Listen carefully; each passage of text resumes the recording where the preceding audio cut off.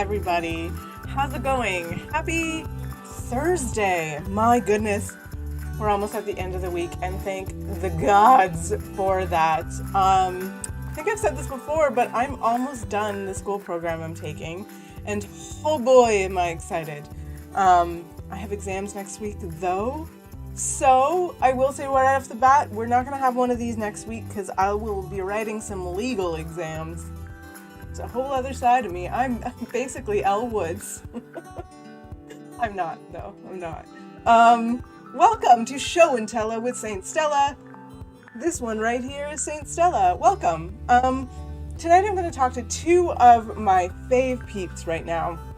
One of them has been my partner, my co-creator, one of my best friends for years now. We've been working together for, 5 or 6 years. We've produced 4 Fringe shows together at the Toronto Film Fringe Festival. We've produced a ton of burlesque together. We've worked together on all kinds of projects. We did a Canada Council grant project together. We did all kinds of stuff together, and I love them to death. And then my other person coming on today is somebody I've met only recently, and he is just a sweetheart and just a light.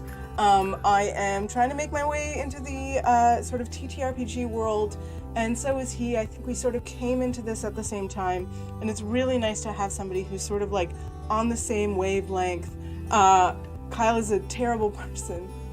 And I'm really excited to talk to them both about creation, storytelling, where they get their ideas, what they're working towards, how we're doing this all online now, or coming back into doing it in person. So enough of me talking. If you're out there, please throw your questions in the chat. Let me know what you're thinking. Let me know how you're feeling. Anything you want to talk about, art related particularly, let me know. So I'm going to start. Who shall I start with? I will start with Sly Pereira. Come on, enter. Hello. I feel like it's like it should be a talk show. Hello. And you like do the curtain and you like come on and you wave at the audience. That's happening. Hello. How's it going? Good. How are you? Good. Can you hear me? Is everything working? Yes, everything's working. Your internet isn't the best. We all know this. It's bad. I don't know. It's not amazing, but we can hear you, and that's what matters the most. So it's all good. Wonderful. It's a talk show. It's not a model show. I don't know. That was weird. Oh, well. Could be that, though. I'm going to read your bio while you listen and feel awkward about it, okay? Let's do that. Great. That sounds fun. Sly Pereira is a multidisciplinary magic maker, and they are an emotive boudoir and creative portrait photographer and owner at Sly Play Studios, where she is right now, co-creator of interactive theatrical experiences at Pointed Cap Playhouse, which we do together, and sometimes performer of burlesque and drag, and we have to talk about queer vampire life. And they do burlesque and drag when and where it's happening, which, you're in Hamilton, I'm in Toronto. There's not a lot happening here just yet. It's just starting, like barely people are starting to be able to do stuff, mostly outside, which isn't very friendly to burlesque, let's be honest. But I'm gonna drop your links in the chat. Cool. Thanks for being here. Thanks for having me. I'm excited to chat to you, even though you chat like all the dang time. It's fine.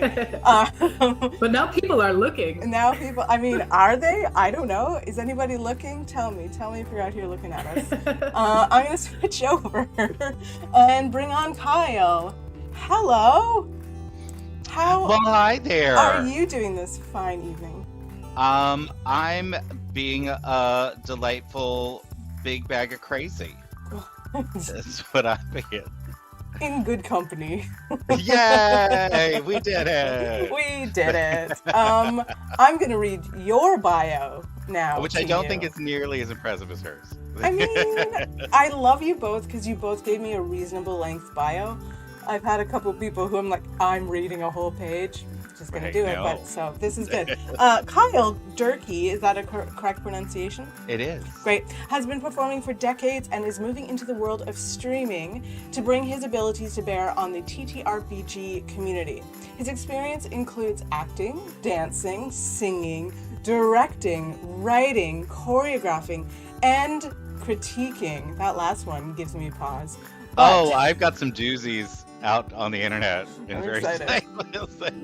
But his passion is storytelling in all its forms, which is why the TTRPG community is now his home. So I'm going to throw your links in the chat as well. Yay! And then I'm going to bring Sly back on, and we're going to start this shindig. Whoop, whoop, show. There we go. We are all here. We're one big happy family.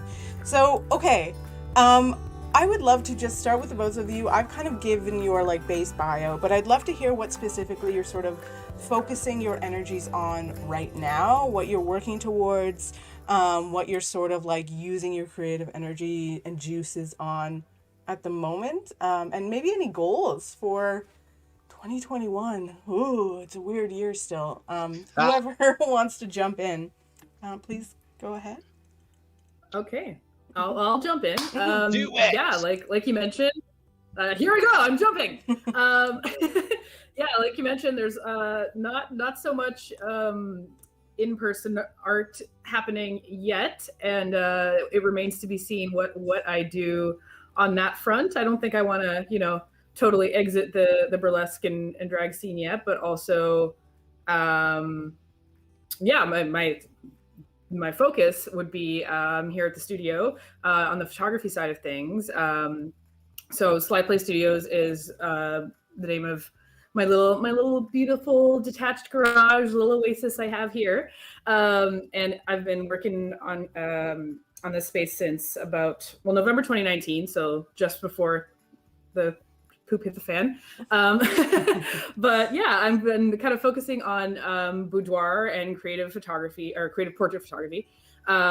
So yeah, my goal here is to kind of have people come in and have portraits done that really focus on bringing out, like putting everyone into a work of art, making everyone who crosses my lens feel seen and stunning, and have a really magical experience. Because I don't know how many people out there have worked with photographers before, but like, I know for me, being on the other side of the lens is real nerve-wracking. I don't love it.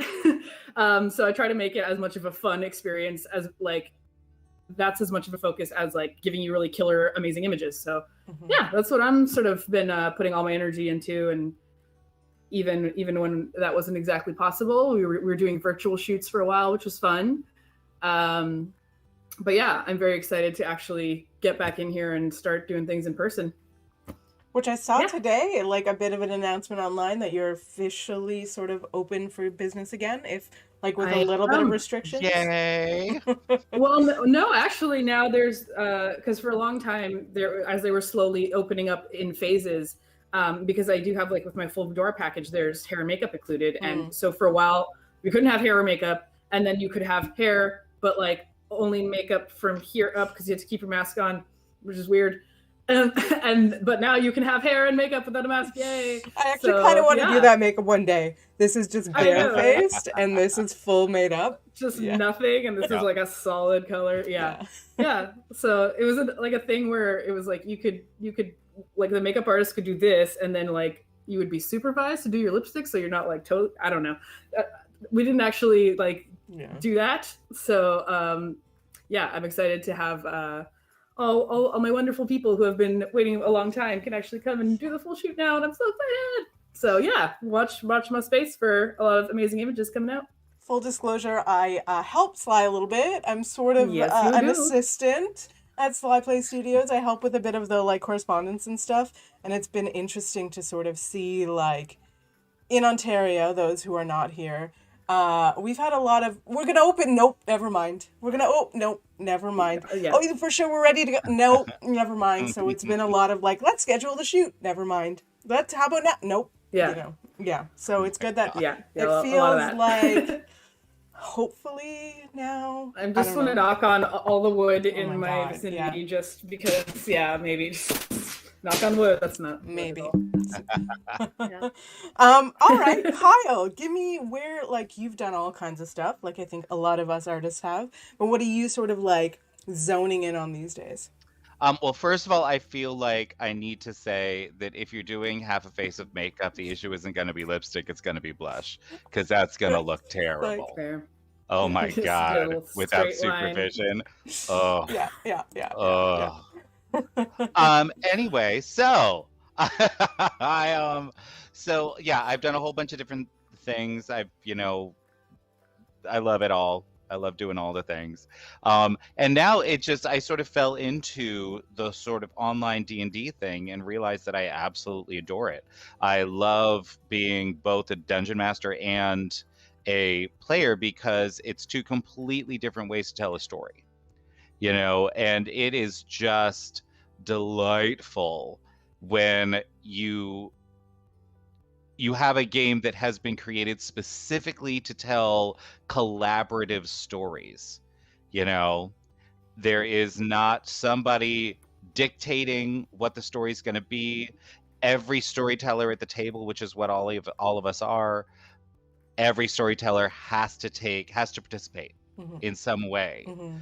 And every other storyteller has to respond to that in some way. You can't just say no, that didn't happen. But it did. But I mean, nope. No.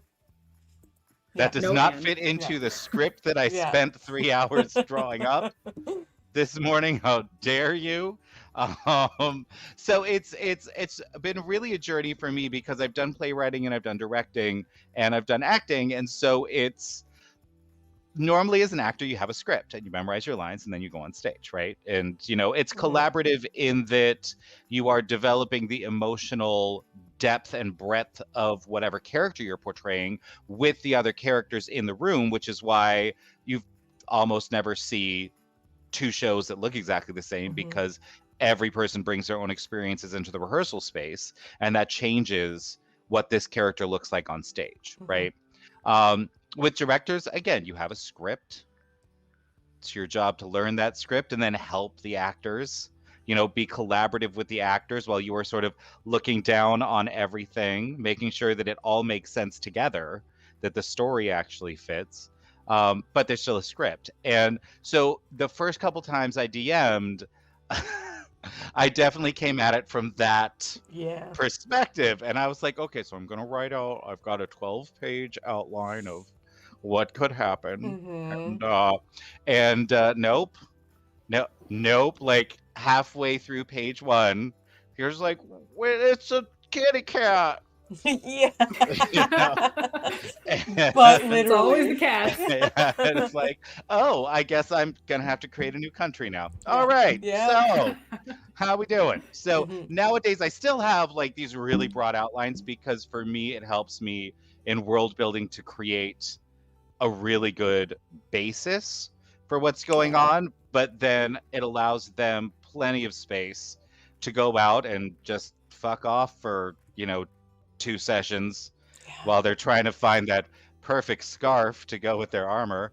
Like Which I love. Like, yeah, I mean, Sly and I created a lot of theater together, and a lot of our stuff was literally so close to now how I feel about TTRPG, in the sense that, like, we let the audience literally decide things. Like, we Yeah. gave the audience, we'd give them.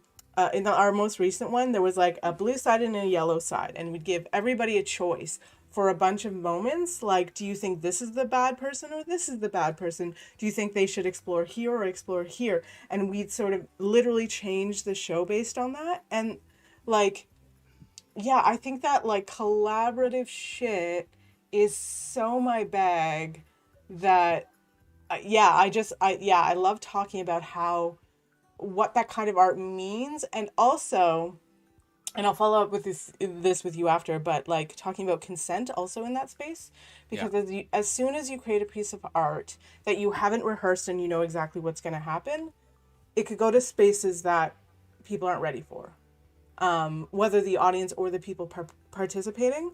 And sometimes those roles can be both. So I'd like to talk about that in a bit. But yeah, I think that like we, all three of us have sort of worked in the realm. And even as a photographer, I imagine with boudoir stuff, you're trying to get these beautiful sort of sensual, sexual things, not sexual, sexy, whatever. There's a range, yeah. Yeah, I mean, yeah. It can go all the way from like mild to spicy, you know? Yeah, I love like a four spice. So Yeah. so it also has to be this communication, this consent thing with that as well. Like you are, you're not taking pictures of trees or whatever. You're taking pictures of human beings in your space, and what the finished product is a collaboration between you and your subject, right? Always. So Absolutely, talking yeah. about like consent in that space as well is really interesting to me.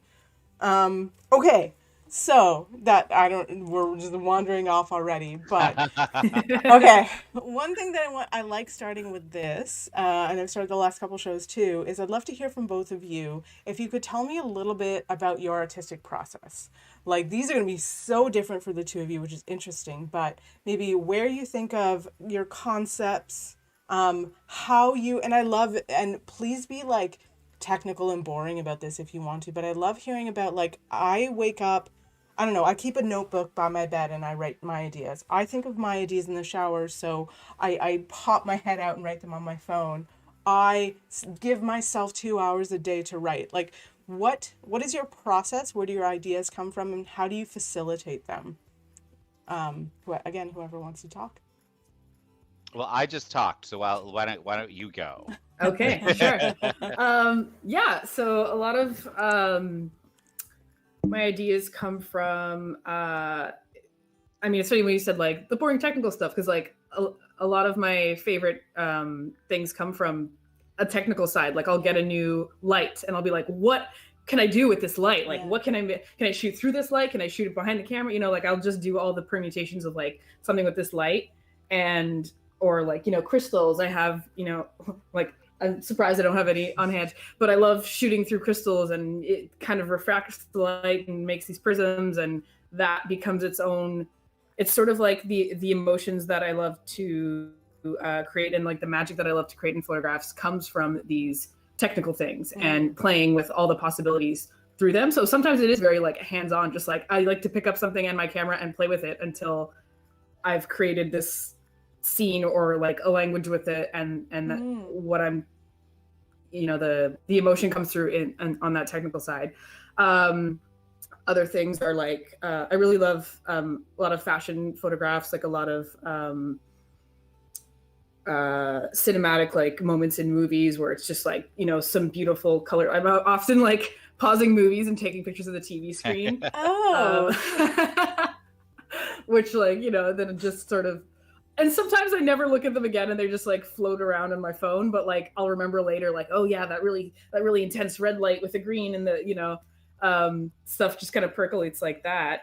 And then also I mean, this is sort of a different but similar, like for burlesque, a lot of my ideas would come from just listening to songs I love over and over, and whether it's like the beat conveyed a certain emotion or a certain movement, or just the images that came into my head when listening to certain songs will be similar for, you know, I'll get an image for that I want to turn into a photograph basically, and whether that turns into a burlesque act or a photograph or yeah, it's sort of a similar process where just like the words and the sounds create a picture, and then I bring the picture to life. But yeah, also I used to really, you always made fun of me for this. I always carry around like a physical notebook and like a physical like calendar. Yeah. I've gone a little more digital lately. It's fine. But do whatever you need to do. Both are still, but yeah, I guess since being at home all the time, weirdly, like I have been using the phone more to just like jot down ideas and have various Google Docs of just random words that I look at later and I'm like, what is that even? But you know, sometimes it works. I think it's interesting that like sorry Kyle, sometimes we're just gonna like do this thing because No, we've do worked your together thing. so long, but I think Sly and I work together really well because we're very opposite in a lot of ways. I think Sly, from what I can understand, and correct me if I'm wrong, your a lot of your vision is very visual. Like you see these Yeah. images, and I think narratively. I'm like, what is the arc? And you think, what does it look like? And I think Yeah. that's really interesting. Yeah, I think very much like the visual comes first, and then like the story comes from that. I've Yeah. found a lot, whether it's in my photography or in like whatever art I've done, it's always has been like what looks most spectacular, and it'll sort of like unfold from that vision. Yeah, I was I'm getting weirdly like let me tell you about me, but I'm gonna tell you a really quick story just in terms of this.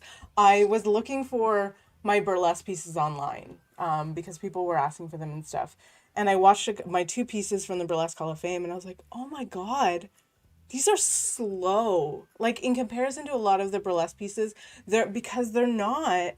And I think that's why we work well together is because my stories are kind of like I'm a fucking like 6-season Netflix drama, you know? And you're like a Marvel movie. Like you're deeper than that. But you know what I mean? Like I think yours is like visually stunning and mine is like a wait for it. And But it's brilliant.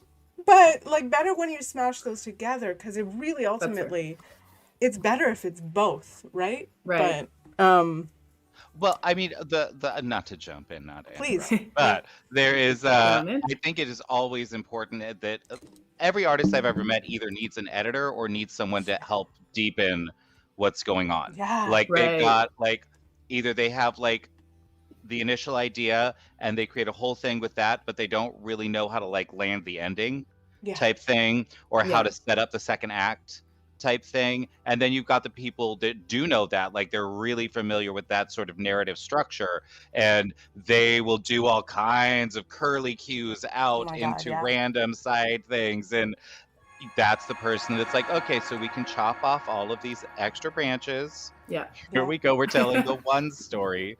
Yep. Thank Yep. you. Yep. Sounds familiar. Honestly, and I think that like works in a way because we do that for each other. I can be winded AF, and sometimes Sly is like, let's just put more. And in a More. way, Throw it all in. yeah. Anyways, not to get too far on that. Kyle, tell me about like your process. Like, where does your I don't know, like your lore come from, or your whatever it is you're working from? Do you have this is interesting for me too because I talk to people about this a lot about do you have a set time where you force yourself, that sounds too harsh, but like you discipline yourself to be creative, or is it really like wherever, and how do you do it and how do you keep track of your lore, which is interesting to me as a DM. So it actually starts in my acting world. When I started professionally, I was in DC, which is one of the largest regional theater places in North America. So it's it goes theaters per capita, at least before this past year. Sure. Theaters per capita was New York is number 1, Toronto's number 2, and DC is actually number 3. Is Toronto number 2? Yeah, Toronto's number 2 for live theater venues. And so so in DC, which is a city of like 750,000 people, there were more than 100 independent theater Wait, is that companies. it? Because in the city itself, like there's huge Oh, okay. suburbs that go out Okay. from the city, and there's Okay. other major metropolitan areas near it, but the actual city itself is less than 1 million people. Okay. So it's this amazing, it's got an amazing level of depth to it. It's also the number 1 Shakespeare center on the planet, because the Folger Theater, which is in DC, actually has the original folios. They're not in England, they're here in DC. And so when I was there, there were 17 different companies that did Shakespeare exclusively, including the largest theater in the district, which was the Shakespeare Theater, which has like, like a $10 million endowment every year, like just, it's literally where you wanted to work because they had the best everything. It was just the big theater that you wanted to work at. It was like there or Signature or Arena. Right. Anyway, so I get there because it's so Shakespeare and classics heavy. everyone in the district has a master's degree in fine arts. Everyone. Mm-hmm. You go to a theater party in DC and you will get a master class in scansion. Like I don't it know is what does just scansion mean. scansion is how to speak Shakespeare properly. Oh, pass. And it's, I mean, it actually is super interesting. No, it's And cool, but you know, do I want to do that at a party? No. right. So it's super, everyone is so educated, so overeducated when it comes to theater. And that's a And lot of I walked in, privilege, though. yeah, well, I mean, it is, but a lot of these people, like they came from nothing and Okay. they spent their time and their energy. It's not like this is a bunch of rich kids sort of Okay. wandering around with their random ass Shakespeare degree. These are all starving artists Okay. who love Shakespeare so much and love the classics so much that they spent 6 years getting this degree so that they could do it professionally. You know, there were privileged people in the area. It is just random facts about Washington, D.C. It's one of the most, if you want to look at income disparity, you look at D.C. because the average income per person, not per family, but per human being in the district is $100,000 a year. That's so much money. But right. 55% of the people that live in the District of Columbia are below the poverty line. They make less than $15,000 a year. So most which people means are making millions. No one's making $100,000. You are making like $15,000, or you are making $500,000 a year as a lobbyist. Like there's nothing in between. So there's plenty of privilege there. There's plenty, but it's what allows that level of money is what allows the theaters to thrive, because you get one good patron and they will literally pay for your season. You know. Anyway, so I get to DC. I don't even have a bachelor's degree. You know. Just roll in like, here we go. Let's make some fucking Shakespeare. It was very specifically because it was this was at the very beginning of 2009. 2008 had hit. The entire world economy had sort of tanked. Sure. Right? And I was living in Philadelphia, which is a very blue-collar city, and everyone lost their jobs. Yeah. So I had friends in New York and I had friends in DC, and I called them and I was like, what should I do? If I'm going to be starving anyway, I might as well be a starving artist. I might as well follow my dreams and go and do this thing. And my friends, both of them were like, you should totally come up here. But my friends in DC were like, hey, the military and the government don't go out of business. So we got cash still. Yeah, so while the rest of the country was falling apart, DC was fine. Right. Like it was just, every restaurant was still full. Everybody still had a job. Totally fine. So I get there. I am so intimidated. I have no idea what's going on. I had spent the last several years singing in piano bars, but that's a whole different thing than going out for an audition, getting a part, learning your script, going through rehearsals, going through performance, all that kind of stuff. So I show up, and because I sing, act, and dance as a boy, that's a huge leg up. If you can dance as a boy, you're golden. Like you will get hired. You might be standing in the back, but you will get hired. Right. You know. So I got a little bit of confidence under my belt, but I still didn't feel like I should speak in a rehearsal space because I didn't have a master's degree. Sure. I could not speak to you intelligently about, like, if we're doing Stanislavski or Meisner, what's going on here with this. And it wasn't until I had a fabulous director named Kathleen Akerley who I went to her one day completely dejected because I felt like I could not contribute effectively in the conversation. And I just looked at her and I was like, I have no idea what my process is.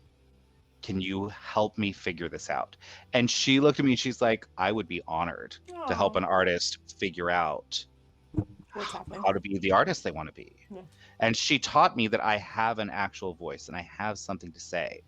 And that's when I started developing the concept of who are you as an artist? What do you do? What's going on? And a big thing for me is sabotaging myself. Like her description of me in rehearsal was day one, you are, when it comes to your character, like developing your character, day one, you are already on the 95-yard line. Like you have Yeah. 5 yards to go. Yeah. You are here, you are ready. It's going to be fabulous.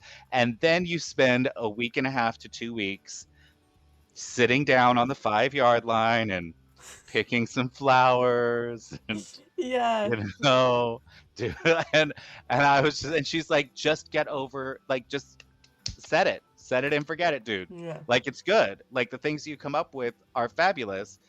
Work with the other people in the room, make it happen. And so one of the things that I realized is that my first draft of an adventure is generally 95% there.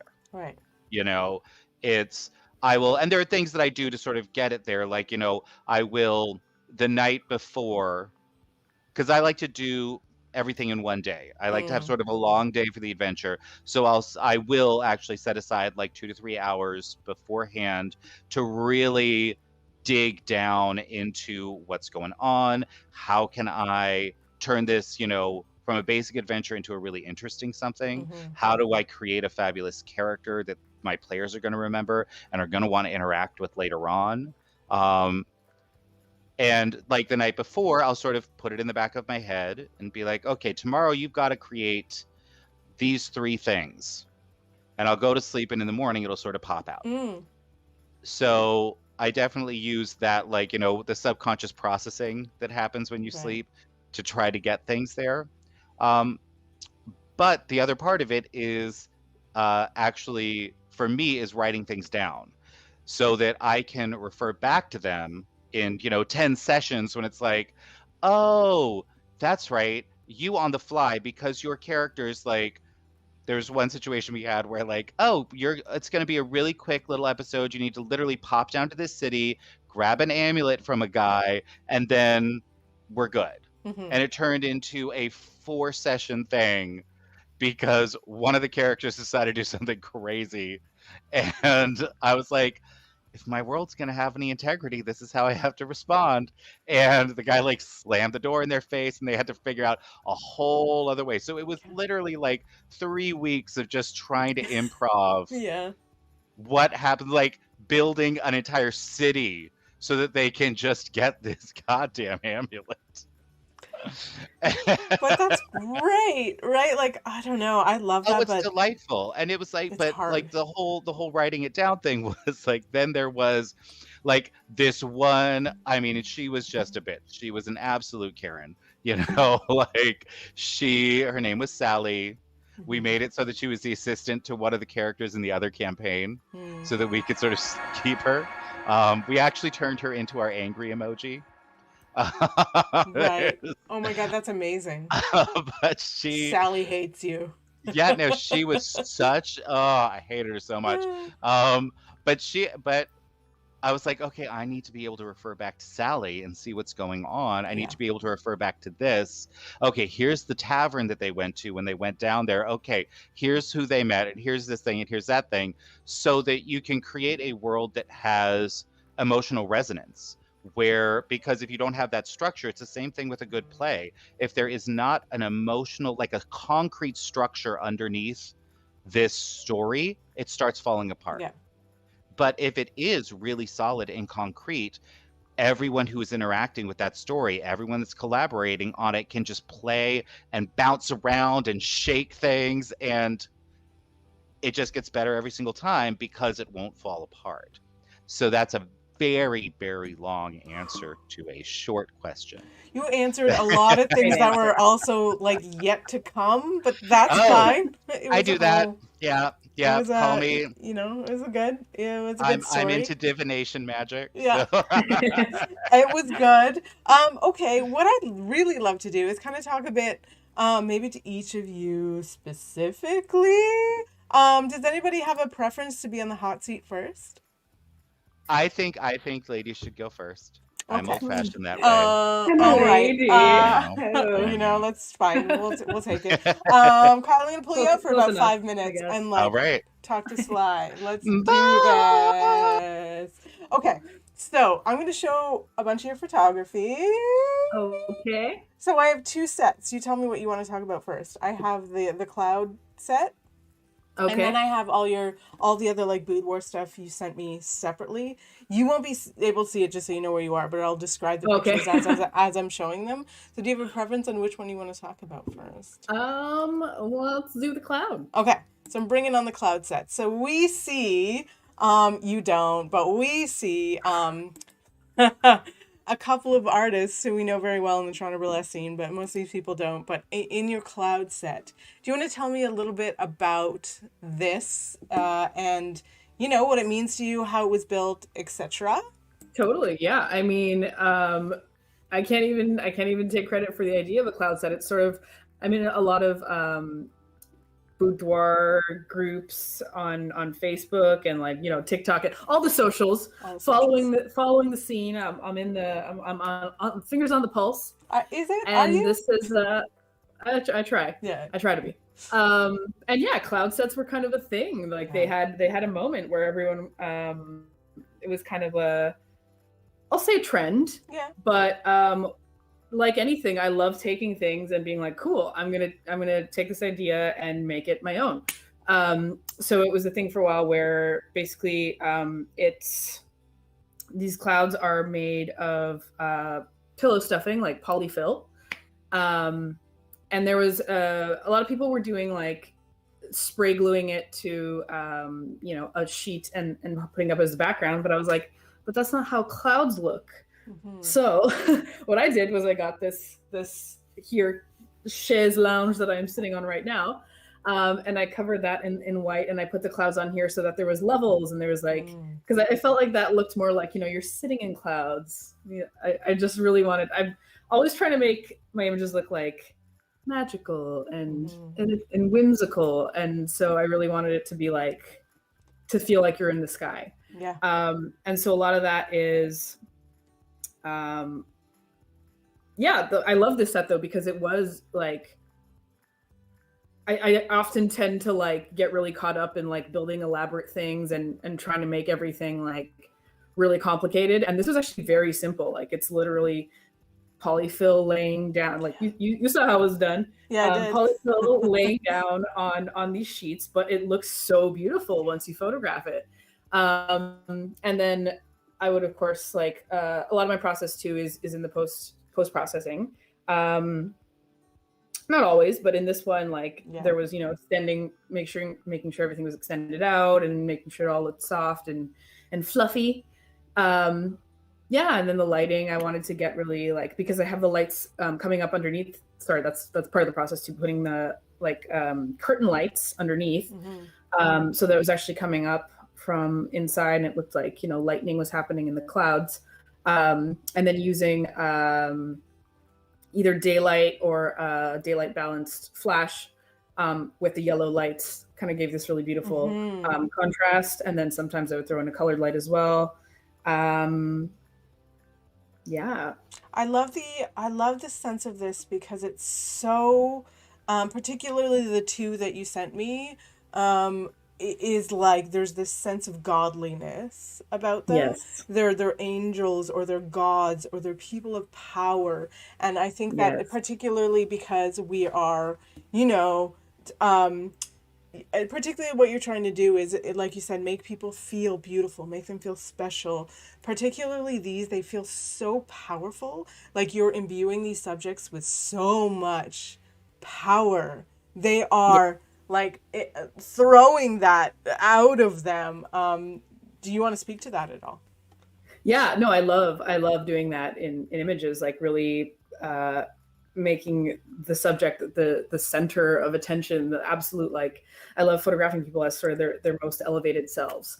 And sometimes I actually like, in boudoir, a lot of people, it's a lot of it, the times it's about like details and like, getting like a nice, like, beautiful things, but like the décolletage and various details, which I love. Don't get me wrong, but I feel like I always tend towards like these grand portraits because I love doing that. I love giving people like sort of the chance to shine and to be the center, not the center of attention necessarily, but the center of representation is important, and you don't always see yourself represented.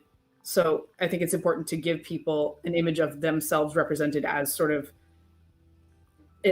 elevated, as sort of a godly space, as in a magical light. Yeah, like the divinity in all of these people. Yeah. Okay, I'm gonna pull up. Yeah, and it's so easy to like. Yeah. Go ahead. Finish that. Finish the thought. Oh no. I was just gonna say. It's sort of about finding people like it's. I love everyday images. I love like candid snapshots. I love those things, but I always find when I come to the studio, it's always about like finding that like elevate. I can't words. Yeah, I do pictures. I don't do words. Sure. Yeah, but I love that too, because it's about excess and the time. Like not all of us are able, and I think that's a huge thing that I love about like gaming too, about all these things, is like finding the like, all of us want to be a main character, right? All of us want to be, so giving people that space in an image or a story or like whatever, even if it's sort of play or magic or whatever, for that image or that day or that game, they are that. So I think all of these things are kind of that. So I'm going to pull up a little slideshow of some of your more boudoir stuff. So we're looking at a beautiful person with short red hair, a long sort of flowing black gown. Then there's somebody, I don't know, I recognize them. There's some shadows and piglet lipstick. You probably never heard of them. They're really cool. Whatever. Then there's a person who people might have seen on the stream as well. Short hair and laying on the couch. Another person in like sort of a green brassiere also lying on the couch. These are all the boudoir things you sent me, and just sort of a range of the boudoir stuff you sent me. Maybe you can tell me a bit about like the process you do, how you sort of like do model calls, how you approach doing like a boudoir package for someone, especially because most of these people, right, they're not like the typical like thin white model looking people. A lot of these pictures are different ways to look at the beauty in people. Maybe you can tell me a bit about that and how you approach it. Absolutely, yeah. So I'm trying to just bring up like, so I have exactly the images. Yeah. So there's I mostly remember. Anyway, there's me. There's Babia. There's, I don't know, a couple of the other people's names, to be honest. That's okay. Yes. Okay. So basically, the main thing that I think matters in boudoir is that the person who is in the images absolutely loves the images. Yeah. Like that's who your audience is when you're shooting boudoir. Like it doesn't necessarily. And I do want to make sure in my portfolio that everybody is represented and that everyone is seen as worthy of getting these photographs. Like I want everyone to know when they look at my work that like, you don't have to look a certain way. You don't have to be, X number of pounds. You don't have to be this kind of body type or that one or the other one or the one that you're thinking of. It's not that. Like, it's none of those. You are worthy. It's none of those. It's all of those. Yeah. And it's you those, yeah. your kind, So that's really important to me, that like, it's about bringing out confidence in people, and the word empowerment is used a lot, and it is that, like, when you actually sort of get into there and like let yourself be like, it doesn't necessarily have to be like we were saying here about whether it's mild to spicy or to hot. It can be any one of those, because sometimes it is very like demure and it's more of a beauty session, and sometimes it is like hot and sexy, and those are all valid and amazing. And it's all about basically what makes you see yourself as stunning. Yeah, that's what I'm trying to do. I'm trying to show you a picture of yourself that you're like, wow, that's me, but at the same time, like, yeah, that's me. Dang. You know, Yeah.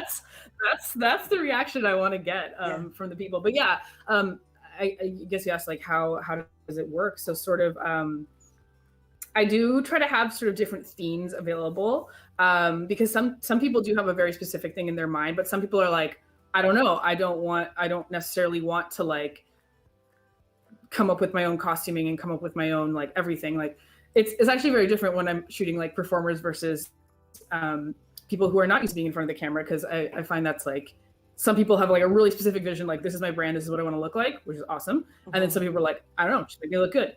So yeah, I'm happy to work with either one. I do have like a client closet, which is sort of wardrobe, like lingerie and like fun outfits in a pretty wide range of sizes. I'm trying to expand all the time so that people can kind of come in even if they don't own anything and look through that and sort of see what inspires them.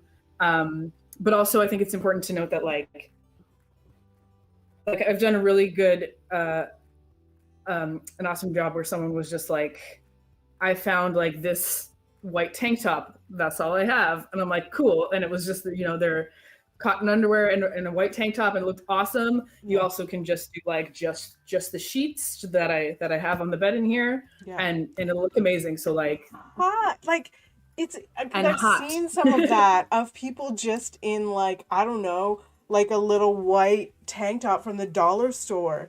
And the way they, I don't know, are like, hello, you wish you were this tank top.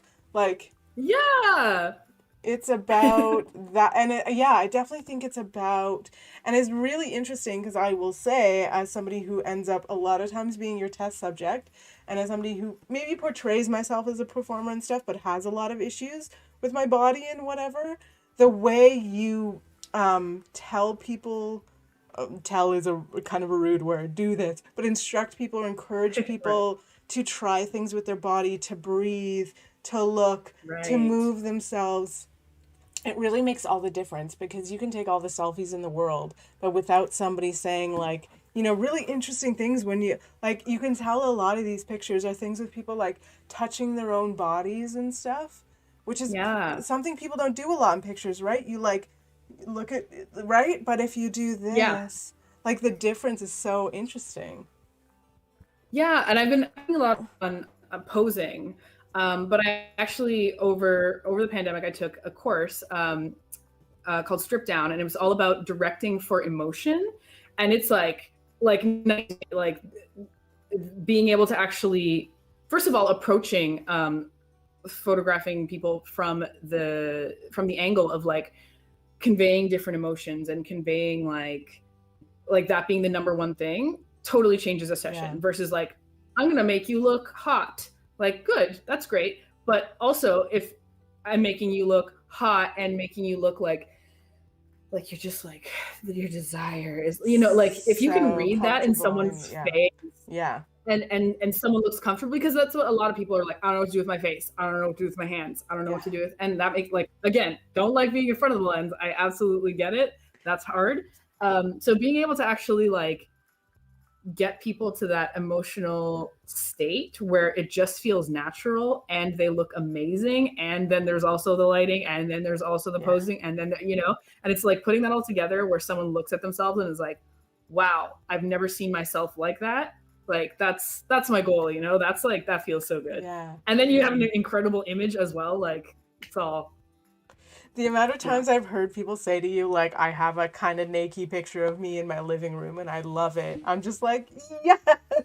Like, doesn't everyone kind of want that? Like, I kind of, that's it's so really powerful. Cool. Yeah. I love hearing that people like, you know, hang their stuff up on their walls and, you know, have like, get an album made and like look at it when they're feeling down. I'm like, my heart, that's wonderful. Because you've made them feel like a piece of art. And to me, that's like huge, right? Like, everybody wants to be like important enough, beautiful enough, significant enough, whatever, to be a piece of art, to be a story, right? So it's really, I think it's super powerful. Amazing. Okay, I'm gonna switch out, give you a chance to take a wee break. I'm gonna bring you both back at the end. Yeah, eat a peach. in a sexy way in the That's not a background. metaphor. I That's a mean, real thing. okay. All right, switching back on. Oh, hi. Let me switch this off. This is that. And then hello, Kyle. Well, hello there. Um, I want to talk to you about a lot of things. First of all, I'm going to show a Well, couple. but hold on. Yes, go First, I ahead. have to address something that you Yeah. guys were talking about Yeah. in your interview. Um, you have the exact same issue when it comes to acting, trying to tell like people being like, I want to be sexy on stage. Yeah. Like you can't direct someone to just, okay, be sexy. I mean, there are some people that just where it's just natural for them and they can.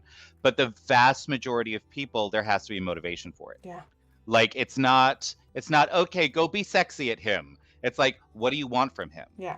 How are you going to make that happen? Yeah. You know, because sexy too is so subjective. Yeah. You know, sometimes it's being coy, sometimes it's being vulnerable, sometimes it's being in power. You know, it just totally depends on the scene and what's going on. But yes, I wanted to throw my 2 cents in there. And yeah, like I think you're totally right. Like sexy is different to so many people depending on what your experience is and your comfort level. Like you said, some people being in power is sexy. Some people giving away Yeah. power is sexy.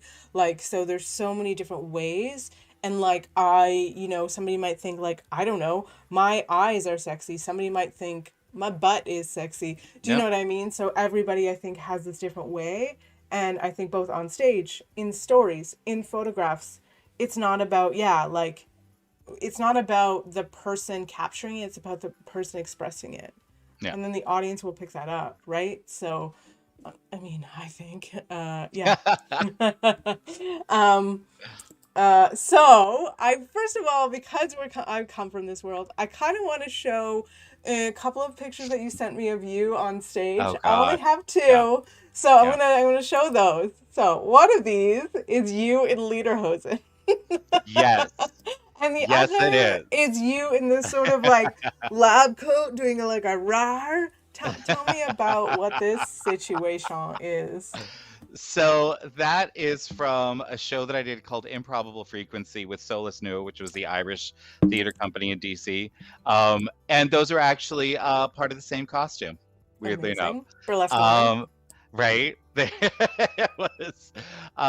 So I played Aaron Schrodinger because the whole show was about code breakers in World War II. And so they went to Ireland, which was neutral in Right. World War II. So there were both, you know, Nazis and allies existing in that space fairly uncomfortably, but both there. And they had to go get into Schrodinger's lab and figure out a bunch of stuff. Right. So I play the villain because, I mean, you know. I don't know. I don't see it, but I see it. But yeah. It's because naturally I have that laugh. Oh, it's the cackle. I see. Yeah. So but that was the beginning of my solo that I had to sing, and it starts out as a lab coat, and then the whole back of the stage opens up. And this was really cool because we were actually doing it in a found space. It was in a non-finished office building. Oh, So it cool. was just, we were on like the 4th floor and it was just cement everywhere. There was no carpet. There was like the windows were there, but everything else was just cement basics, which was horrific for everyone's knees. But Also for sound, I would imagine the bounce. it echoed so much. Yeah. The fun thing is that you had the entire floor of an office building, so we created the stage up front, and then there was like 100 feet of crazy mechanical things in the back. So the back of the stage opened up, and there was just this gigantic lab for an evil genius. So when the stage opens up, it turns out to be a tearaway lab coat, and I am wearing assless lederhosen, Right. with a big bright red thong, That's as one does when one is an evil scientist. yeah. I mean, or a lot of things, maybe, but Right. that's awesome. So, okay. So what I want to ask you about a couple things in terms of like, I'm pretty new to TTRPG in general, especially new to DMing. How long, actually, first of all, like real basic question, how long have you been playing? How long have you been DMing? So off and on for like 30 years, Oh, dang. Okay. right? So I started when I was in high school, Right. with AD&D, and there were like four of us that were just straight up nerds Aw. when it was not cool to be a Right. nerd, Yeah. when that meant that you actually did get beat up on a Yeah. regular basis. Um, I I tend to run my mouth a lot, so No. I I mean the horror, You're right. right? Couldn't believe it. There's we but because of that I learned to talk myself out of fights. Oh, nice. Yeah. So I could normally talk myself out of things and get like my friends talked out of them too. Not all the time, but most of the time. And but we hung out and we played D&D when it was not cool. Um, and then as new ones came up, like, and I would like take a break for a couple of years if I like moved or something like that before I could find, a new group, because Mm. in that day and age you couldn't just go on D&D Beyond and be like searching for a group in this time Sure. zone, Yeah, blah yeah, blah blah, yeah. um so it would take some time, but when I would find them it was always a you take the day. This was not a I've got a couple hours, let's Yeah. see to this please. It was okay, Thursday, as soon as you get done with work, you are going to like you're going to bring everything you need with you to Yeah. work, and you needed a lot of stuff because you had to have for your character you needed 7 books, Jesus. and none of it was available online. Sure. And What's so, online? right? So Yeah. you just had this insanely heavy backpack, with you all day at work. Okay, let's go. And you'd like stop by some random ass place and pick up like a pizza or Chinese food and Yes. a bunch of I love snacks that. Yeah. and like a bottle of vodka or Yeah. some wine or In something. your like Yeah. big gulp or whatever. Oh yeah. Yeah. Yeah, it was great. But you expected that if you got there by like 6, that you would be playing until probably 3 or 4 in the morning. Jesus. Like you all would Yeah. say that you were going to stop at 10, but that was Yeah. lies. It was lies. Yeah. So it that happened for a while, and then during the pandemic I really got back into it because then you had time and you had the energy and you could find people who actually wanted to do this thing, Yeah. right? And it was glorious. So I found this awesome group. I won't go into the whole story of like the insane drama that had to do with, but there was like there are literally entire Discord servers dedicated to telling people not to work with the first guy we all worked with. Oh my God, Like really? no joke. Yeah, like drunk driving, Oh like no. try like using the N-word. Oh all, no. like just like Mm-mm. one woman who was working with him was she had an OnlyFans and did worked at local clubs, and Mhm. she wouldn't send him like pictures of her titties, and so he tracked her down through her IP address and started sending things Mm-mm. to the clubs she went, like straight up stalking. Like it was terrible, but we all left en masse and then created our own thing. So Jesus. it's sort of, there was that little silver lining to that. Anyway, so got into it, started Mm-mm. streaming, and it's been just delightful since then. We found like a really amazing community who is super supportive, and I guess they like the stuff that we're doing because they keep coming back every week. So so I'm excited. That makes me feel good about being a storyteller. Yeah, it's really interesting because I will say it's a whole new community, right? For me to like roll into from the like independent like Toronto burlesque and theater scene. I was like, I get this. This is what we got to do, and diversity, and this is how things work. And then and then you roll into D&D, and you're like, oh, there's all kinds of new issues and new people and new personalities very different from theater folk and performer folk, and I think that you can Yeah. relate. I think a lot of people, wording this carefully, have a lot of like sort of inner like trepidation about new people, because I think maybe a lot of them are like you, and this is in the most respectful way possible, grew up playing RPG and were nerds and whatever, and Yeah. think that women hate them, or think that they're only allowed in a certain space, or think that what they do is nerdy or hated. So then they in turn gatekeep what they do. Do you know what I mean? It's like this vicious cycle that Yeah. I don't know. I will straight up say, and probably people will tell me on the internet, I'm new at this, right? Like, I'm new at this, and you will never hear me say otherwise. I'm learning. I'm a Yeah. storyteller, but I'm new at TTRPG. And it's a whole new community that I'm trying to figure out how to like where I belong and what's okay, but at the same time Sure. wanting to reject that and be like, isn't it all okay though? Because we're all, while I respect people who've been playing it for 30 years, some of those values from 30 years ago, I don't care what you're doing, are not okay. I think that like the perfect example of that, of the sort of old order and the new Yeah, order, yeah, is all the craziness with Gary Gygax that happened last month. exactly. You Yeah, know, where it was like, I actually like it. It was important enough to me that I felt like I needed to dedicate an entire stream to it. yeah. It was because there was so much weird information out there because of like the way that different companies have been named and which ones are still that name and which are not, that like who owns It what took me now. like a And whole 3 hours to catch up on oh, that. it Not was an exaggeration. crazy. Yeah, But there is a whole like old school TTRPG movement yeah. that is all about, She you slash know, they. essentially it's the same sort of incel, you know, like gross ass pseudo Nazi white guys Yeah.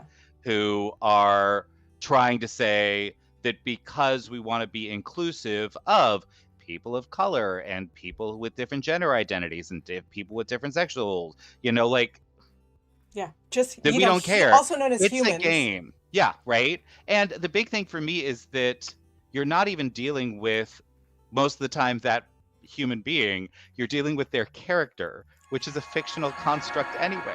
Like, Yeah, like, so I think it was such a, like, watching that sort of vitriol develop specifically around the, like, it's essentially what I have learned to identify as neo-Nazi movement, you know, where, you know, you'll say these are the people that start a lot of sentences with, well, I'm not racist, but yeah, that's like always like, I'm like, but there's the door. Like, yeah. but I mean, come on, Elminster's white, right? I'm like, no, Elminster is fictional. Yeah, and it's really interesting because, you know, as somebody who is very white, there's a lot of conversations that I don't even like, I don't belong in, and they're not for me, and I get that. But there's so many things, and even just starting to be on TikTok and stuff, it's actually I was terrified of TikTok, but it's so refreshing in a way, because I have naturally, you know, found my TikTok, which is like super queer, people of color, Yeah. like gay nerds. Lesbian TikTok is hot. Anyways, we won't get into that, but it's like, oh, and everything, I don't know, and it's whatever. I don't want to get too Well, long so into sure, this, but I do want to address one thing. yeah, I think everybody belongs in the conversation as long as you know where you live in the sure, conversation. yeah, And I think the big place for white people is you can have this conversation with other white people when there's no one else around, yeah, because that's where white people think it's okay to get gross yeah. if there's only other white people. And if you are a real ally, That's you will especially step when you up. speak up. Yes. I mean, for me, that's like the only time when you Yeah. speak up. Yeah. If there's a person, if you're having a discussion about race and there's a person of color sitting next to you, you can look over and ask, do you want a hand? Yeah. Yeah. And they can let you know yes or no, because they are perfectly capable adult human beings. Yes. You know, but if there's only white people in the room and you see some racist ass shit, I will stand up and get punched in the face for that. Yeah, Like yeah. totally fine. And cancel me all you want, internet. I'm kind of ready for it. All I'm right, kind I'm of ready still for gonna it. do it. Yeah. Yeah, yeah. And it's interesting because not at all that like burlesque and independent theater. It's still obviously struggling that with that too, but it feels like it's two or three steps ahead of where It definitely is. TTRPG is. So it's interesting to like come Well, into this there's new room and be still like, "Oh fuck."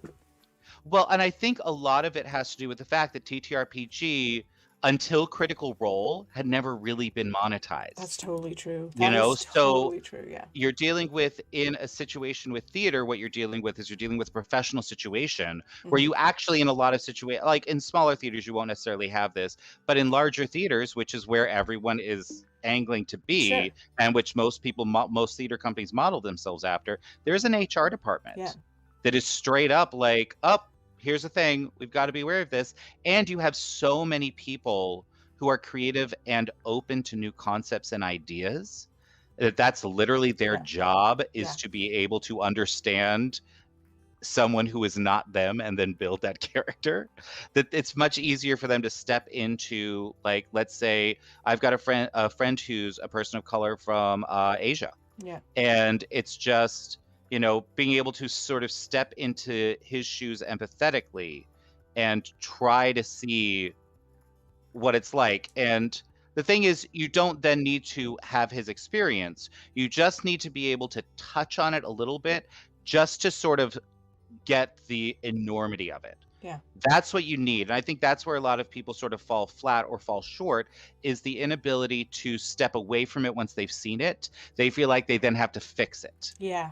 And the thing is, no, you just need to be aware of it. And then when somebody comes to you and says there's a problem, you understand that they're speaking the truth. That Yeah. they're not just, because I don't like, I'm very, very, I mean, technically I am in the Cherokee tribe. I'm an actual card carrying member of the tribe, but I didn't grow up there. Sure. I don't know that struggle. Like I know a lot of my personal history with the tribe because I find it interesting, Hmm. but I did not grow up on the reservation in Oklahoma. Yeah. Um, and one of the things that I've seen, because I am so white, same thing as you, is people feel comfortable around me saying terrible things. Honestly, in a way, it's kind of handy to call people Terrible. out because as Oh the yeah. blonde hair, Right? blue-eyed, Yep. cherubic, and somebody thinks they can get away with some shit, you can't Right. though. No, no, Yeah, no. which is Not over Anyways, here. yeah, But so I think that's the difference, because TTRPGs as a hobby was its own thing, and it's Yeah. now developing into a profession. yes, Like, we are part of the, like, Critical Role, as many issues as people have with Critical Role, they were the ones that started it. Like, sure, the monetization of Yeah. it, right? Real monetization of it, not Wizards of the Coast monetization, which is the supplements, sure, which is, we provide you the tools that you need to do this Yeah. hobby. They're the ones that actually took the hobby and then said you can make money doing this, Yeah. right? And we are all in the first sort of generation that's coming after that, actually developing this business, right? So there's not like really a roadmap for it. And because so many of the creators are smaller creators, there is not an HR department. yeah, And you can come into it with a whole bunch of really outdated ideas. And depending on, your circle of influence and the people that you deal with, you might try to propagate those ideas and get real defensive if somebody comes up to you and says, hey, so hey, you can't actually treat people that look different than you like that. Like, Yeah. that's not okay in this space. And one thing that I will definitely give TTRPGs props for is trying really hard to move in a better direction. Yeah. Which means it will get there faster. I do feel like there's definitely a groundswell of a lot of people trying to make this a thing that's for everybody, but there Yeah. is still like I will say, and then we have to move on because I want to get back to art chops, but I will say real quick, we should do a whole talk just about this, but I will say real quick, I found really, really interesting, and thank you to Sylvie from Carney Sideshow, who had an interview with Carlos Luna, who's been on Critical Role, who's on a bunch of stuff, works with, I believe, D&D Beyond and Roll20, and I asked a question about sort of diversity, and as a white creator trying to make spaces that are more diverse, because I struggle with that too. Because guess what? I do call outs for my games, and 90% of the people Yeah. who ask to play are white. And it's, anyways. And he said, look, as a creator, you have responsibility. If you're a bunch of friends and it just so happens that you're a white dude and all your friends are white dudes and you just want to get together and play D&D, fucking do that. You have no Right. responsibility to anybody. But as soon as you're a public person and you're Yeah. trying to do something that's public and you're trying to make a name for yourself, you do have responsibility to do better and make sure your table is not all straight cis white dudes. Like, you Yeah. just have that responsibility as a public person. And that hit me quite hard, to be like, yeah, I mean, obviously I'm not a dude and I'm not straight, but like, still, I try really hard for my table to be diverse. And even myself, I have to do better. I have to keep trying to do better, because as a person who wants to be public and wants to make a name for themselves, that should involve taking people with me who are diverse folk as well, you know? Yeah, well, and I think it's something that we do that is just having this conversation in public on camera. Yeah. I think is one of those important steps. Like, yes, if you are a person of color, if you are, if you are non-gendered, like Yeah. whatever, Queer in any way. anything, Yeah. like anything that's not just, your run of the mill, please come to my Discord. Yeah. Please let me know that you want to play. Come hang out. I want more diversity, because 90% of the people that are playing are white guys. Yeah. Right? And so it's already Well, difficult they're to not, find but that's that. 90% of the people who get fucking coverage, because Yes. yeah. Anyways, okay, we're gonna go back to art, Yeah. because Okay. this is important too. But I'm gonna pull Sly Art. on. Nice. Okay, I have a thing that I actually want to talk to you both about that I found really interesting as I called you both on. We both, all of us, I guess, Sly and I do. Our company is called Pointed Cap Playhouse. Sly's photography company is called Sly Play Studios. Your TTRPG company is called Play Nerd Allies. Did anyone catch the commonality there? The other one that I do want to point out is in the origin story, the short story that I wrote for the origin of the planet. The ship that they come in on is the Prismatic Sleigh. Oh my god, that's fucking amazing. Which is all the things. That one makes my heart sing. Anyway. I love that. The commonality here I was looking for, though, is that all of those have the word play. Mm-hmm. Right? So I talk about this a lot with people, and this is the thing that really like gets me excited, gets me going, is the idea of how as adults, I think we still need to play. Okay. And I think play is so important. And I'd love to talk to you both about what that means, and maybe why you've really, both of you have created in your branding the word play. Why, and why do you think play is important for like all of us? Maybe we'll start with Sly, because I haven't Sly heard just from came in. I haven't heard from Sly in a while. Yeah. Sure. Well, yeah. I mean, like we were talking about earlier about the process. Like a lot of, like I said, the process of like how I come to like the image and the magic that I create through the visuals is through play and playing with like the elements and playing with light. But also, when someone comes into my studio, I want them to know that this is a space where they can play, because it is about, like we said, there's sort of a range of things, and it's like, I just want to create a space where it's very clear that you can play, you can be like, whether you want these to be images that show like the true you, or you want to step into a character and play as if you want to have sort of like a kink theme, or if you want like a neon, or if you want whatever, like you can play in that space too, which is why I kind of put it right in the title, like both as a reminder to someone coming in that like this is a space to have fun and enjoy, and even just the idea of having fun. Like this doesn't have to be a serious, like you have to be something and we're gonna shoot you as a certain character and that's it. Like, no, you should be like this is a space where you can just enjoy yourself and drop like societal expectations and drop like keep that outside. Like this is Well, this is a safe space to play, you know? I think the whole point We got a of the stretch, by the way, redeemed. So oh, everyone make okay, sure you're. all right, and port a bra and port a bra. Don't dare me, There because we I go. will.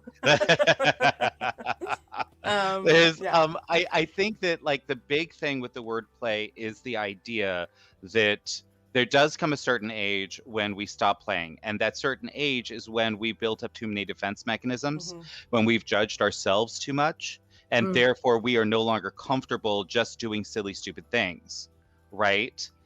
And I think that's one of the things that it's so important, why it's so important for adults to actually get back into that mindset, because it strips away all those defense mechanisms, all of the traumas that you've suffered, all of the hurts that you've experienced that have created these barriers between you and potentially being hurt in some way.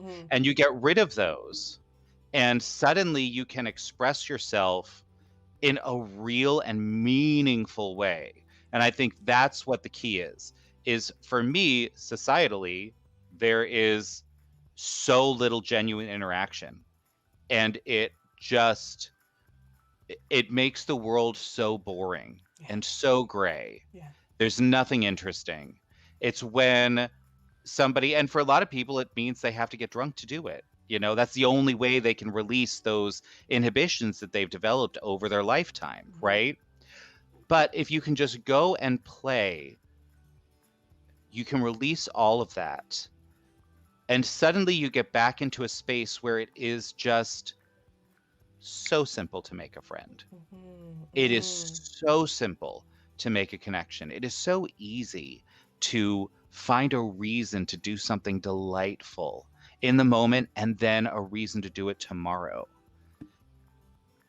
And it helps people release all of that pent up tension, all of that trauma that they've experienced over their lifetimes in a way that is, first of all, not harming anybody else, but secondly, is it teaches them that there is joy in the release, you know?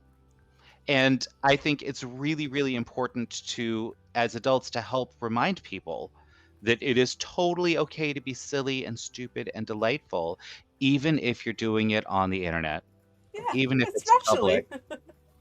Yeah, I mean, Mr. Bowtie brought up a really interesting point, because we are, and this I don't have an answer for, and I'm just throwing out as a thought, and I don't know that if anybody does, but we're still allowed as adults to go out and play soccer or to play basketball with our friends or to play sports. So we're allowed that kind of specific play, but we're not allowed to pretend or, you know, why? Like, why are, you know, sports okay, but pretending or, you know, play acting? Well, don't forget that there is, even when it comes to sports, I honestly, I don't consider sport playing, because there's so many rules, and there is this whole culture built up around sports that is very specific, and you have to be a certain person, and you have to have a certain type of body, and you have to have, you know, and at high level sports, you do. You literally will not be able to compete. But same in with high those level levels. D&D. I think, like, even just rec sports. Like, I could go out and play. I could join a softball team tomorrow. Sure. And they'd have to let me play. I wouldn't be any fucking good at it. And just like some people, like, it's not about like a lot of people play D&D. They have no aspirations of doing it on the internet for money or for an audience. They just want to go out and play basketball with their friends, and there's no problem with that. And I don't think there's I don't know. I don't play a lot of sports. I don't know. That's shocking to everybody. It's weird. I know. I do not accept it as reality. I scream sports. I know, but yeah, I don't know. Like, and I do, not to like diss sports. I used to be a personal trainer. I love being physical. I used to love weightlifting. I love, you know, there's certain sports that whatever, but I'm not dissing sports, because I do think that, like, that's important to a lot of people too. But why is it okay to go play, I don't know, 3-on-3 basketball at the court with your friends, but it's weird if you play D&D with your friends still? Which astonishes me. Yeah. I don't know, like, why. It's It's because it's pretending. Yeah. And there's for some reason adults aren't supposed to do that, like you said. Yeah. There's just that stigma about like that's something the kids do. Yeah. That's, kids run around and pretend to be a fairy princess who, and they get to throw sand at each other and, get their clothes dirty. Yeah. And stuff like that. But if you do that, you're going to jail. Yeah. Don't throw sand at people. I also love what you said about making time to just be like silly and ridiculous, because that was a review that we got a lot with our fringe plays with Point Cat Playhouse. Like a lot of them are absolutely just absurd, ridiculous romps that will just like the main goal was to just have people like laughing and getting like involved. And like so many people would tell me like, wow, I've never like, because theater can be somewhere that,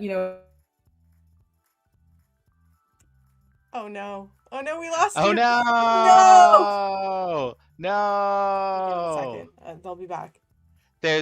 Speaking of fringe, like I wrote a fringe show. I've been in several, that was sort of a rite of passage in DC. Every actor, regardless of how famous you are, you're going to do at least 2 fringe shows every year. Yeah.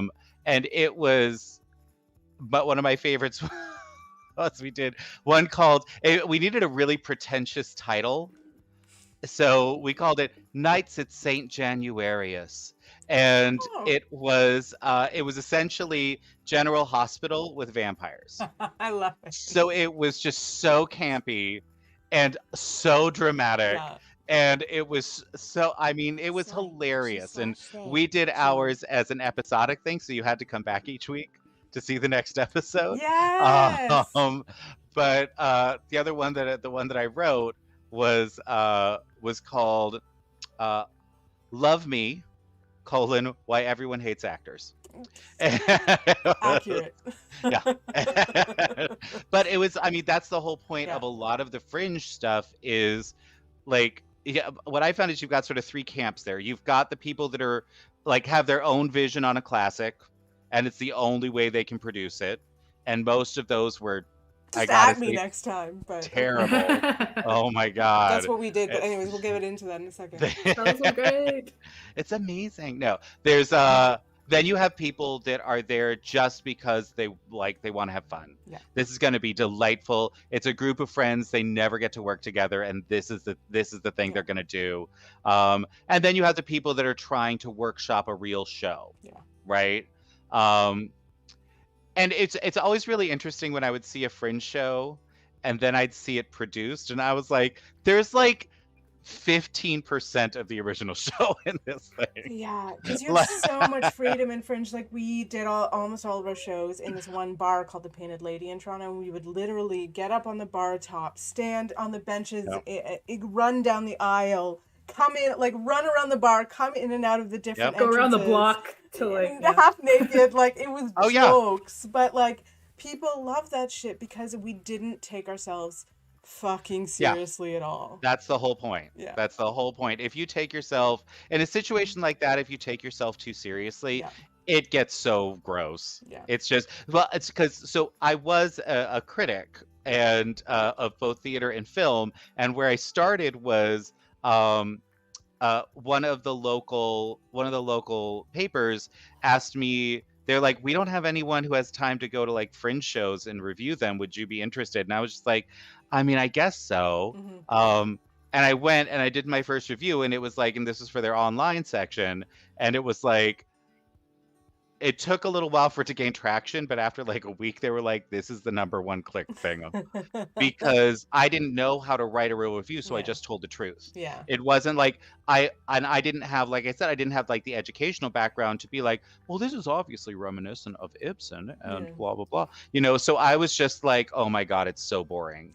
This is, I think there was one of my first ones was, it was an opera, a fringe opera about David Koresh and the Waco massacre. Oh my God, though. Yeah, and I think the line that really stood out was, I would rather stab myself in the eyes and the ears with knitting needles than sit through another show like this. It was so That bad. poor show, though. You're so mean. It was no, I mean, well, my thing is that I think I took being a critic very seriously, and I think that they have a specific role in the community, Yeah. which is helping to direct people to a show that they will enjoy. Because if you're someone, especially if you're someone that's like new to the scene, you want to go see something you're going to enjoy, because then you might start seeing more shows. Mhm. Or if you're somebody that is like, potentially a patron or something like that, you want to go see something that you're going to want to support. And Mhm. if I, as a critic, am like, everything's amazing, then you're going to go see a show that's friggin' terrible, and it's going to ruin your experience of theater. And that's how you just lose people to theater forever.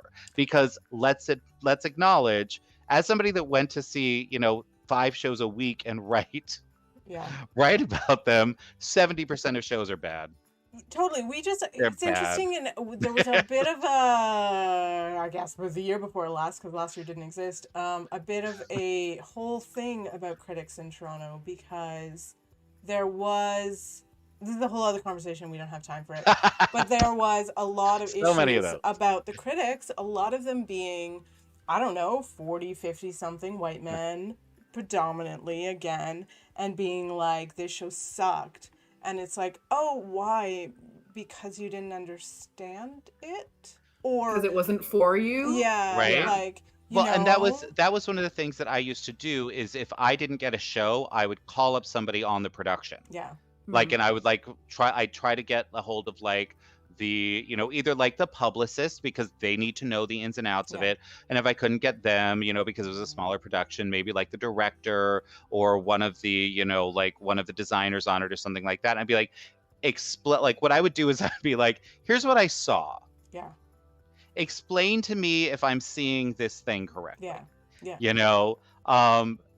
But again, part of that too is who's your audience. Who's your And, audience? Yeah. if Yeah. you're trying to present, a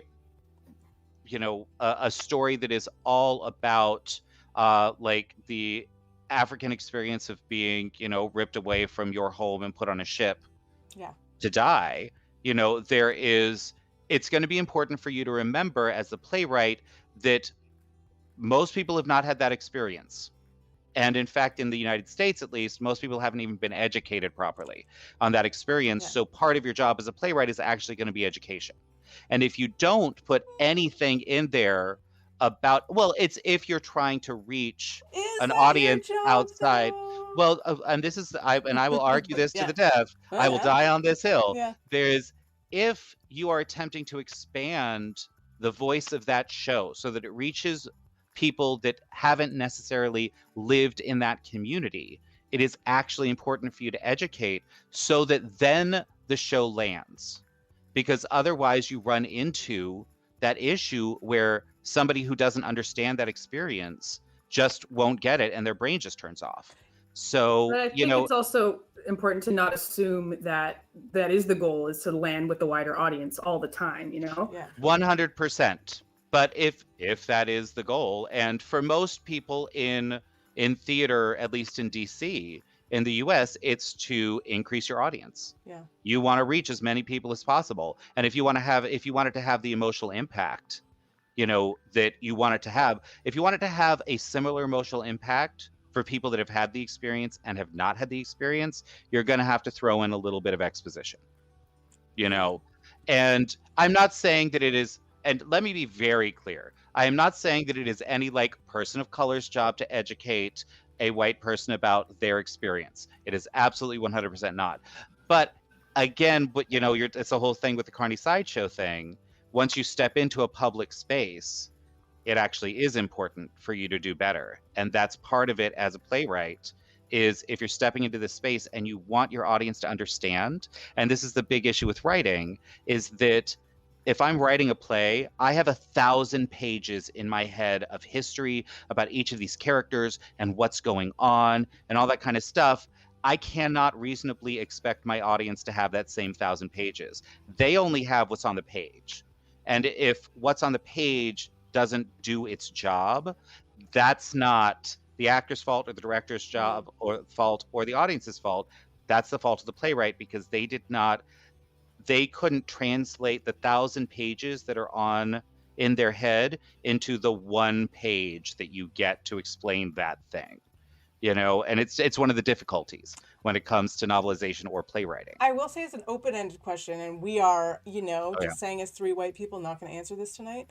But I Right? think that so many people, I think the default audience for everything we do is cis straight white people, and it still is. So saying that something doesn't land is complex in itself, because we're Yeah. just saying it doesn't land for the people who have money to do more with it. So the more I think people from different viewpoints do something that maybe confuses or doesn't land, again, that's like a complex thing in itself. Maybe we want that. I don't know.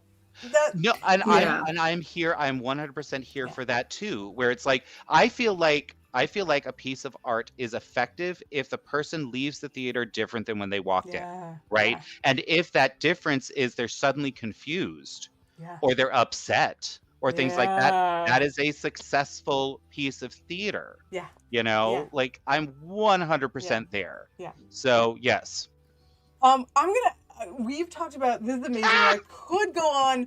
Honestly, I love this show, and I don't know. Like next week, I'm not gonna have one, but then I'm gonna because I have exams next week. Just saying, I love talking to my fellow artists and just being like, what is going through your wild brains? But I'm going to end this with a bit of a palate cleanser to leave people with something a little bit lighter. I haven't had a chance to do this yet, but I kind of want to do it with you two. We're going to do Are we going to sing a song? Absolutely fucking not. We're going to do we're going to do a lightning round. Okay. Ooh. Okay. So I'm going to... I'm just saying I've got Frozen 2 like in the pipe ready to go. No. You don't want to hear me sing ever, so no. If I can't do it, you can't do it. It's my show. Right. Mm-hmm. Okay. Ready? Okay. Ready? Okay. Kyle, who's your favorite RPG player? My favorite RPG player. Who do you love watching? Who excites the shit out of you? Me? Okay. Okay, Cool. it's two. There are two. One is one of my players. My player Lando. Amazing. I love watching him because he comes up with these fabulous It's a lightning characters. round. Sorry. So Lando, one of my character, depth of character, fabulous, but also Carney Sideshow. Oh, because amazing. she does not give Sylvie a specifically? Sylvie from does not give a fuck. Yeah, Sylvie's amazing. Yeah. Sly, who's your favorite photographer? Ooh, first one in my mind, Floria Sigismundi. Yes, fuck yeah. Both of you, what's your favorite fast food? Oh God, Taco Bell, because there were no Taco Bells anywhere near where I grew up. Nice. Sly. A&W? Amazing. Do you still have those? Yeah, totally. Both of you. I don't know if you partake, but I'm pretty sure you both do. What's your favorite adult beverage? Ooh.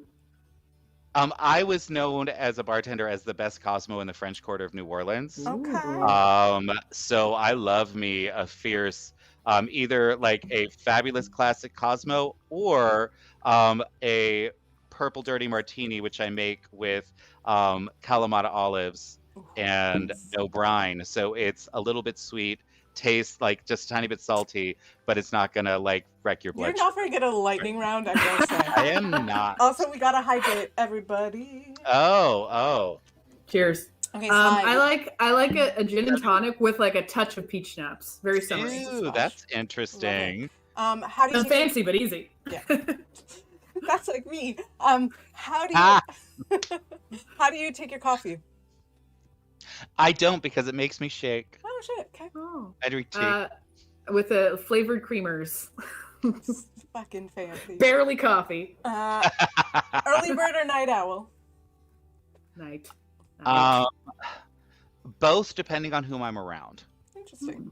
And finally, do you have a hidden talent? I'm really good at paper snowflakes. And also making fucking I did a photo shoot with Sly, and we made paper D20s, and I couldn't figure it out. And they were like, no, we just cut it like this, and was like, fuck, yeah, okay, yes, so fair. Kyle. Hidden talent. That's difficult because I think that I am very open about all of my talents. I think I learned to market very early on, and I was like, no, I can do that. That's Nope, amazing. that's me. Yeah, I can do it. Great. So you can do it Um, all. I think. I can eat anything and not throw up. Like I've got a cast iron stomach. So It's Talent. actually pretty great. Yeah. Amazing. Okay, we're gonna do our last outros, I guess. I really appreciate you both. Like I keep doing these and trying to make a semi 90-minute limit, but it's lies. It's lies. it's all lies. Yeah. Nothing is time limit, but I'm trying really hard. Um Wait, hold on, Yes. hold on. Sylvie, we actually were just literally just talking talking about about you. you. One of the questions that she asked was who's your favorite RPG player? And mine was 2, Lando from my campaign, and then you because you do not give a fuck. So, True story. so cheers to Yeah. you. You were brought up twice on this thing, actually. It's really interesting. Also, I don't meet many Sylvies. I'm a Sylvia, so hi. Yay! Sisters from another mister. Okay, well, Sylvie, you came here just in time to say goodbye. Who wants to do their outro first? Oh, I don't care. Either way. You Well, wanna I go guess I first, Stella? started. I guess I started talking anyway, Yeah, so go let's ahead. do me. Go ahead. There we go. Hi, I'm Cyle.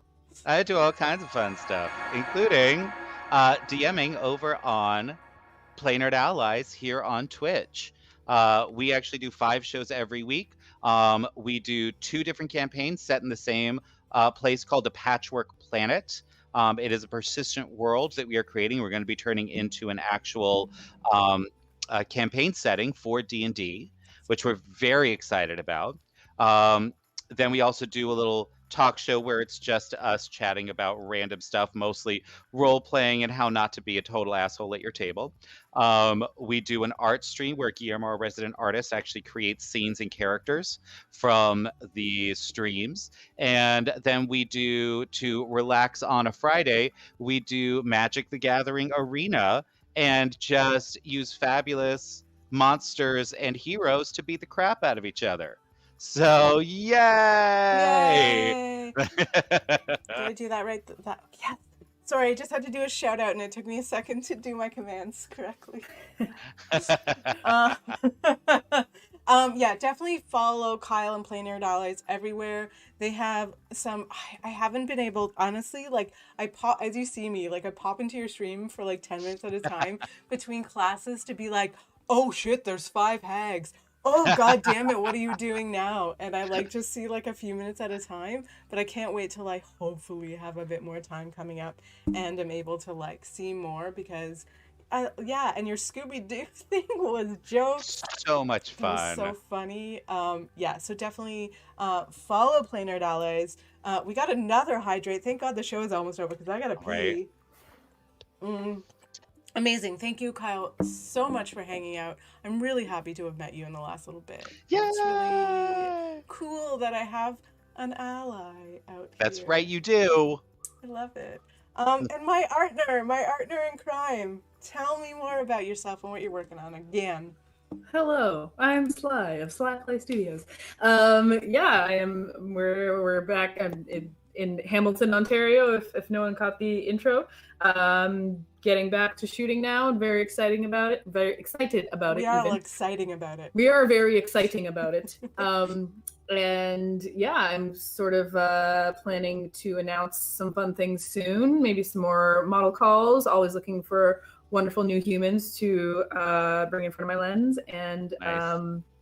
yeah, have some new themes in mind. And yeah, follow me probably on Instagram or Facebook. I have the Vixen Den, which is a group on Facebook where we have I'll post my work in there, and also just a lot of fun inspirational things and just fun topics to chat about, games.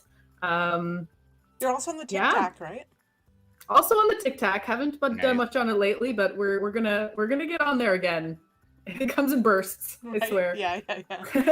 Amazing. Thank you both so much for being here. Thank you so much for having us. Really, I love you both, and this was an amazing conversation. I'm probably gonna harass you again in like a month and be like, "Do you want to come back?" Okay. Don't worry about it. It's gonna be great. Yeah. Okay. Thank you, y'all. I'm gonna do my little goodbyes now. As you all know, I'm Stella. You can find me as Saint Stella all over the internet. Sometimes as Stella Saint. I'm on TikTok now. You can come see me learn how to do that. I don't know. I stream.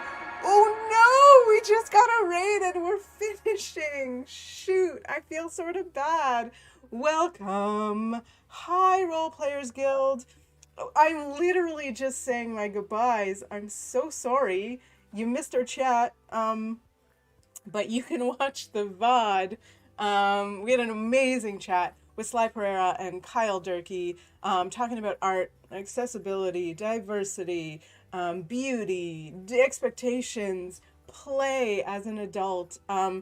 This kind of stuff really fills me with so much joy. So thank you, everybody, for hanging out. I appreciate your time. You're chatting so much. There's not going to be one of these next week, like I said, because I'm in a legal studies program and I have exams next week. So I just need to like minus one thing from my schedule next week.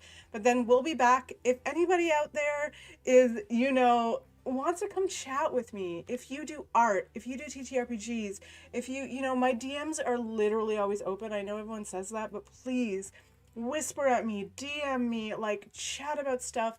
Particularly if you're somebody who's like in sort of a diverse community, you want to come play, you want to talk to me, you want to do whatever, please message me. I'm always open. I also have a Discord for subscribers and supporters, because we're all trying to make a living out here, where I share a lot of my NPCs, my maps, my lore. We just chat and hang out. I'm learning also how to do Discord.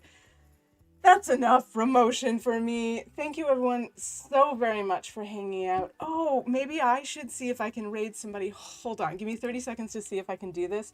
Whoa. No, not there, though. Whoops, did that wrong. Oh, yeah. No, because I'm not doing D&D tonight. I was doing a literal, like, a talk show tonight. So, and we just finished. So it's like a 7 to sort of 8:30 type thing. Hold on. Let me see if I can figure out how to raid somebody. Oh no! It's not working. I can't do it right now. I don't know how to raid people. I'm gonna learn that in the future. But for now, thank you all so much for hanging out. I really appreciate the raid, and I'm sorry that you rolled in at the end. But come back next Wednesday for the continuation of the adventure we're on right now. I will probably pop on between now and then and just like play some video games and hang out. And I love just doing that sort of, and if people roll in and just say hello, I love that. Thank you, everyone. I really appreciate your time, your comments, your heart.